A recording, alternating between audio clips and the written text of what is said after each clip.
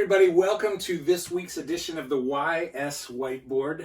We just want to take a few minutes to talk shop with youth workers so that we can all do a little bit better at what we do each week. And that's kind of our hope. And today I really want to talk about this idea of discipleship, and I want to talk about numbers. I know it's going to sound a little bit unholy, but I want to talk about discipleship, and I want to talk about strategically what does that mean for your numbers and for your stats and how you plan. So to do that, I want to start with this question. I think it's an important question, maybe the most important question in student ministry, is how many students can you personally disciple? I mean, really, how many students can you personally, or can one person effectively disciple really? And I think that's a really important question. And at the end of the day, it all comes down to how you define the word disciple.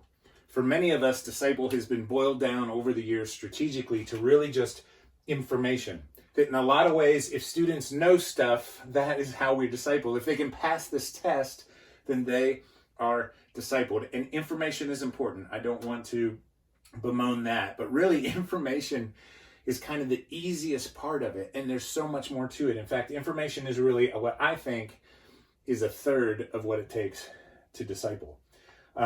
Information really needs, with a kid, as they process it, it really needs time in history. For instance, a kid needs to be at a certain age before they can really understand some of the concepts in the Bible. For instance, depravity. I mean, a kid needs to understand, or the kid needs to be able to do the metacognition, to have the inner conversation before they can sit there and sit back and think, wow, my thoughts are really scary, or wow, do I even believe in mom and dad's God? And for many kids, for girls, a lot of times that's 5th to 6th grade. For boys, it's 6th to 7th grade developmentally.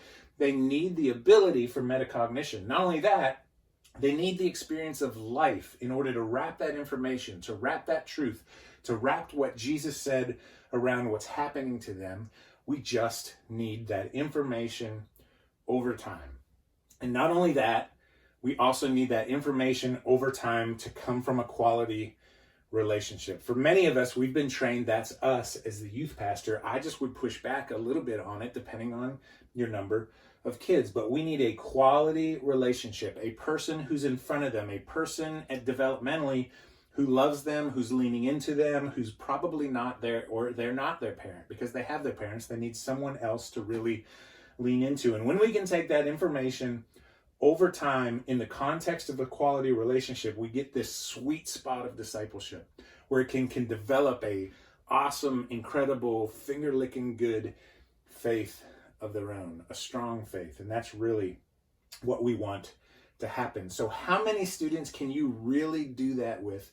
Really? And on top of that, how long does it take? I mean, it's kind of a silly question. You need discipled forever in a lot of ways as sanctification takes place, but at least how long does it take? How long should we be engaging with kids before we can kind of get to this sweet spot? And I'm going to offer up some numbers. These are my numbers. They're not based on research. They're based on 25 years of working with students in education and in ministry.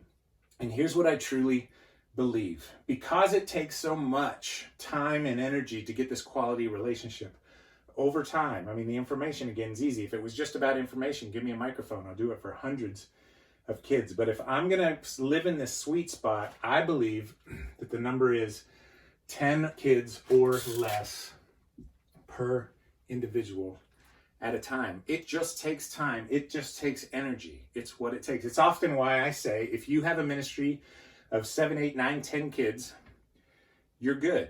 As long as they're the same gender. If they're another gender, you need to go get help. If you have more than 10 kids, you need to go get help. Which begs the question, when I'm building groups, what does that mean? And for me, what I think and what I like to talk about is a ratio. I like to talk about 2 adults per 20 kids. 2 adults per 20 kids. And this is important because 2 adults means I have co-leaders.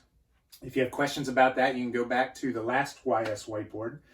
And 20 kids, and I don't mean 20 kids in attendance, I mean 20 kids on active roster, meaning they're kids that these 2 adults are worried about. Again, if you have questions about that, I have another whiteboard on active roster. So I think strategically, that's what we should plan for. That's what we should go for. You're probably never going to get there. We're always recruiting leaders. But again, that's a great goal. And again, how long does it take? Well, here's the truth. Because of this quality relationship and because kids are getting older, it just takes a while for kids to trust you, for this relationship to develop. They're halfway in charge of this relationship. So I think it takes at least a year to get to this place where we can move into the sweet spot. The reality is, if you have volunteers that stay with you for a year and then get off the train, it's like waiting in line for a roller coaster for a year. And just as you're about to get to the good stuff, just as you're about to get on, you get to the back of the line and you miss out on the good stuff. So again, I think it's probably 10 or less at a time. Because of that, strategically, we should build our groups at 2-to-20 ratio. Again, that's active kids. And then finally, your volunteers or you need to be engaged with those kids for more than a year to really get to the good stuff. I mean, that leads to a lot of thoughts, doesn't it? A lot of maybe changes, but I just want you to think about that. I just want, maybe to help you really get there if we can. So that's it for this week. Just some thoughts. Just know that we're thinking about you. We love you. Thanks for listening to the YS Whiteboard. We'll see you next week.